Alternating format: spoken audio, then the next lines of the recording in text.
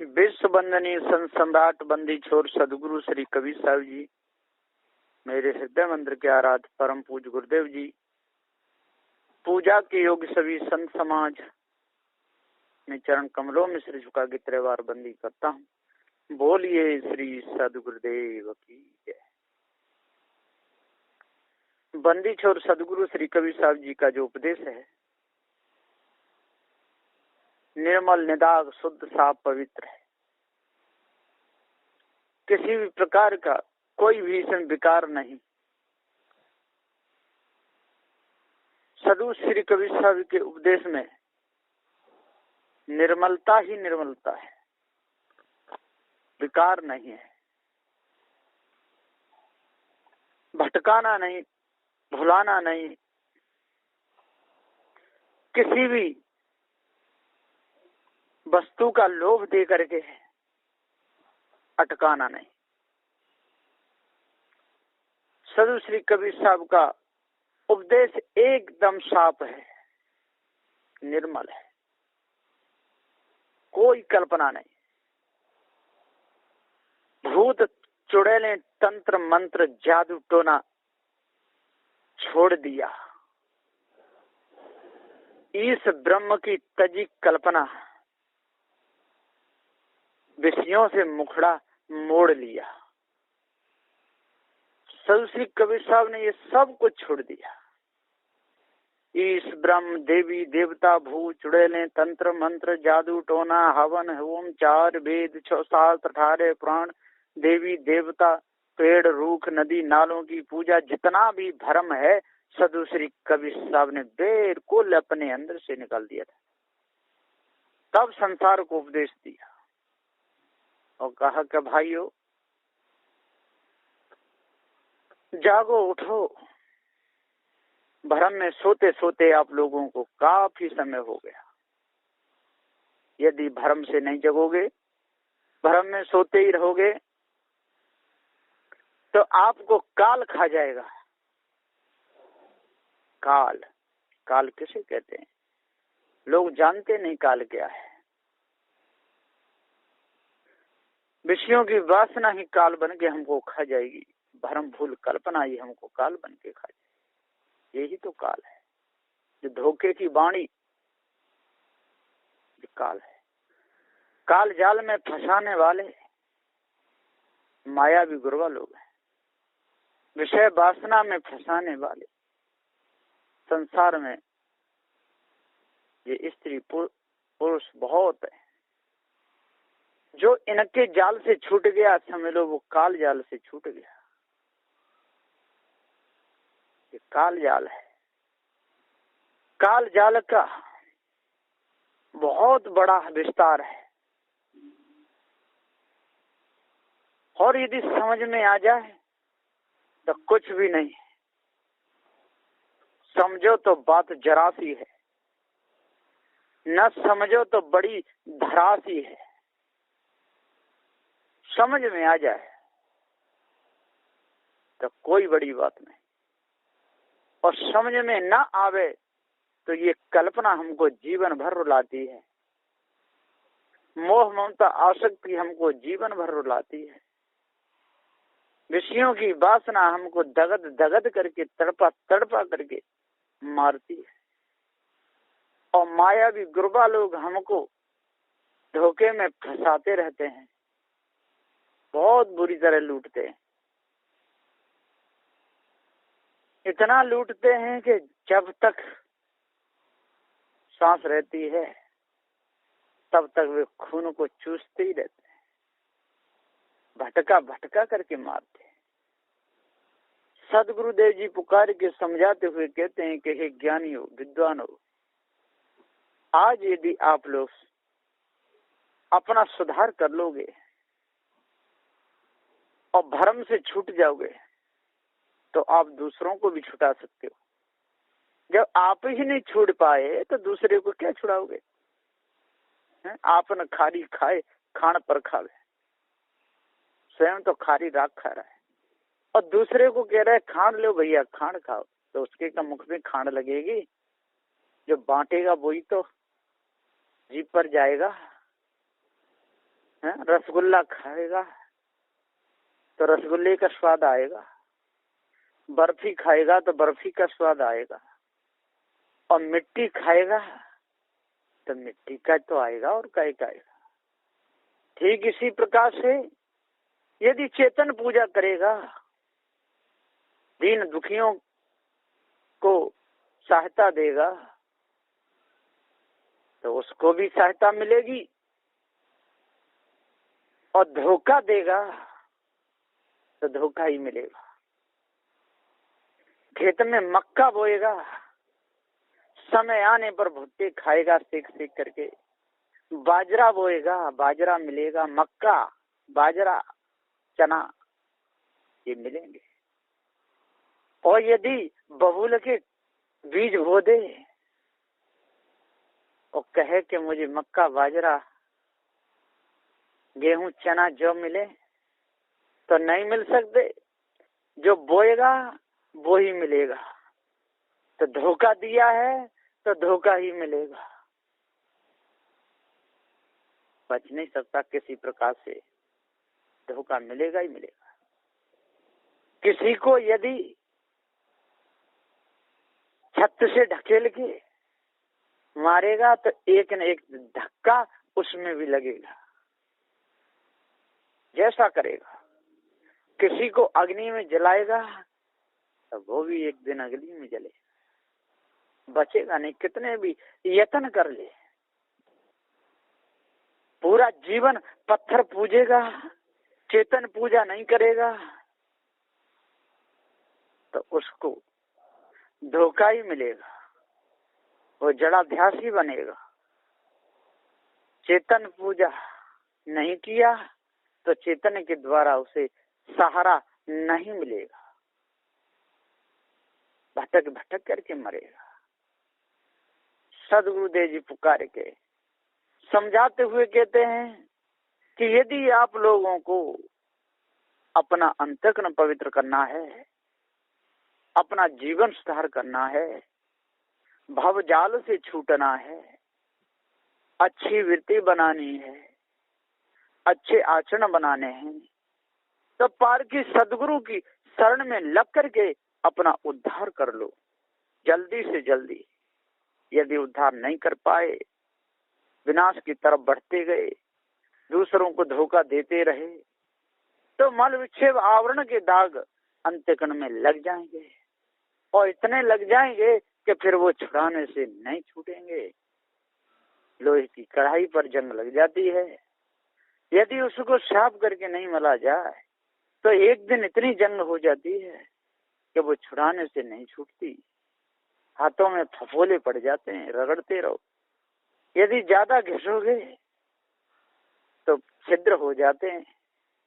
इसलिए यदि उसको साफ करते रहें तो लोहा चमकता रहेगा, काई उसे नहीं खा पाएगी।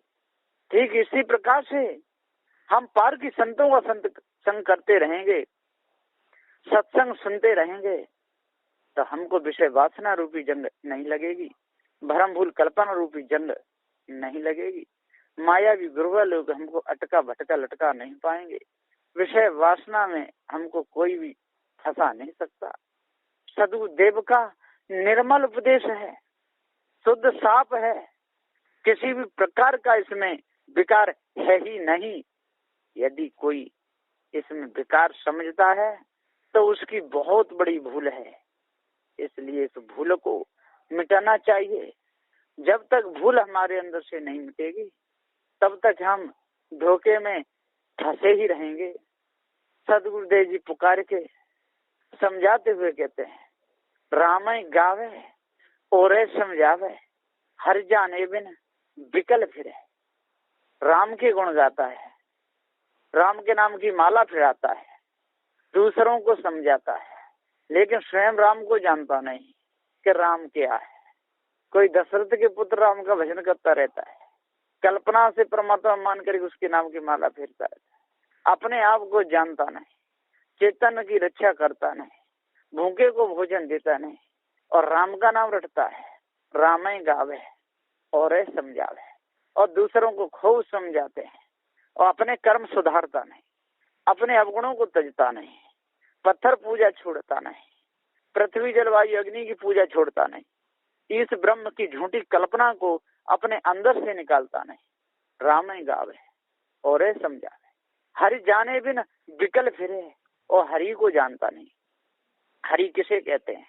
हरि कहते हैं सदैव जिंदा रहे, कभी सूखे नहीं, कभी मरे नहीं, सदा हरा रहे, उसको हरि कहते हैं। जो अपने अवगुणों को त्याग दे, सद्गुणों को धारण करे और दूसरों को सत्य न्याय निर्णय का उपदेश दे, उसे हरि कहते हैं। तो हरि ये चेतन जीव है, ये कभी मरता नहीं, ये कभी सड़ता नहीं, ये कभी गलता नहीं है, कभी इसका नाश नहीं होता, तो इसको हरि कहते हैं। लेकिन लोगों ने अपने ऊपर कोई हरि, दुखों का हरण करने वाला कोई परमात्मा मान रखा है।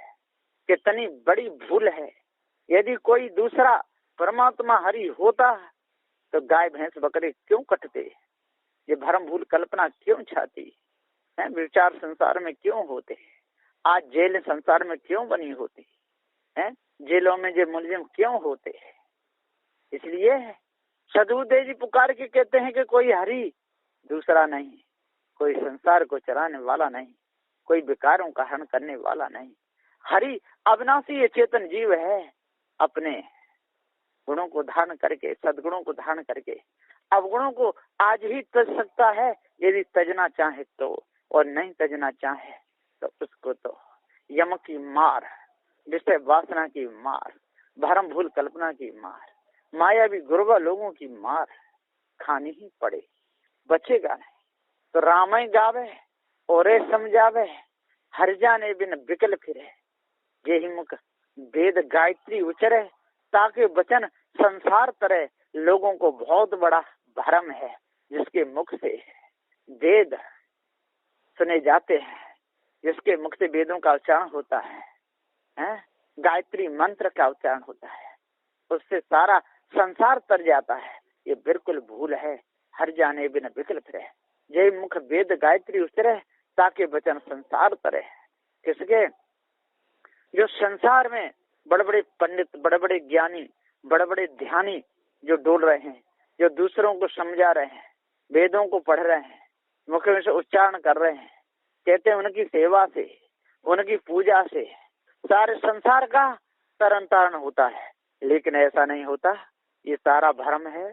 जब तक ये भ्रम हमारे अंदर से नहीं निकलेगा, तब तक हम गुलाम बने रहेंगे, हम दूसरे की गुलामी करते रहेंगे, न अपना सुधार कर सकते, न दूसरे का सुधार कर सकते।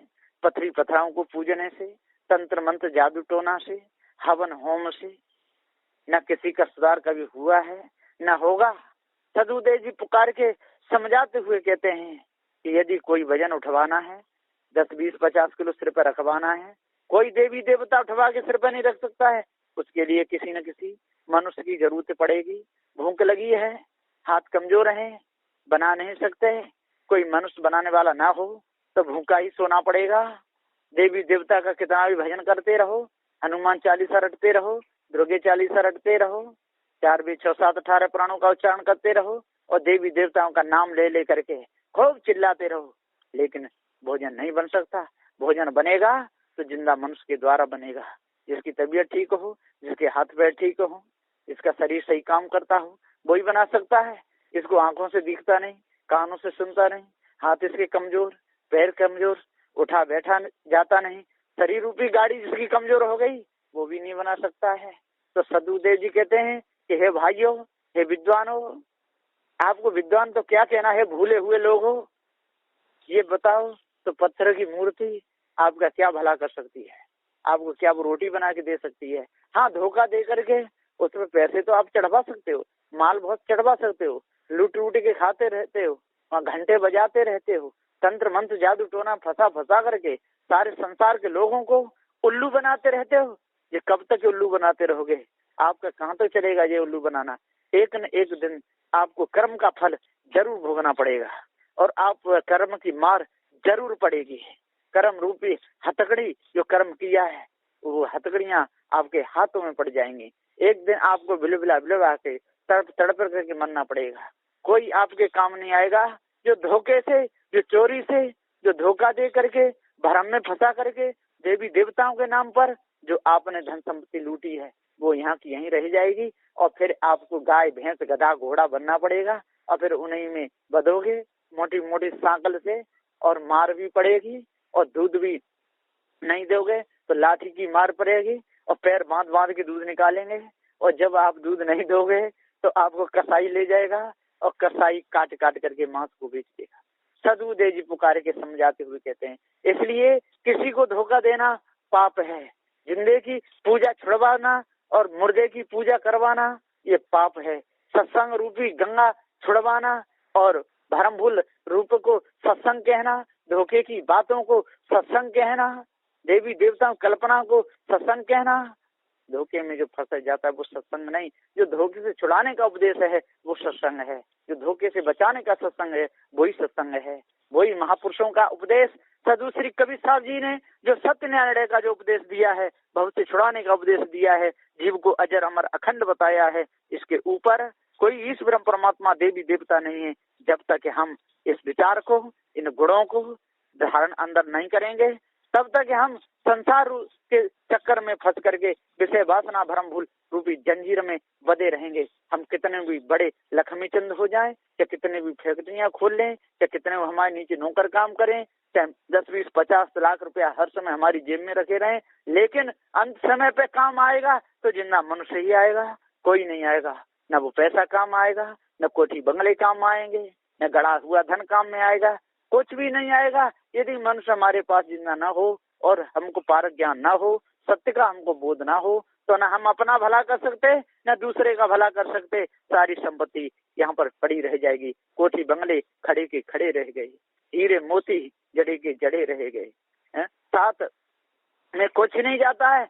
लक्ष्मी चंद का सारा खजाना गड़ा का गड़ा रह जाता है और भटक भटक करके, पैर पीट पीट करके, हाथों को पीट पीट करके और एक दिन मर जाता है।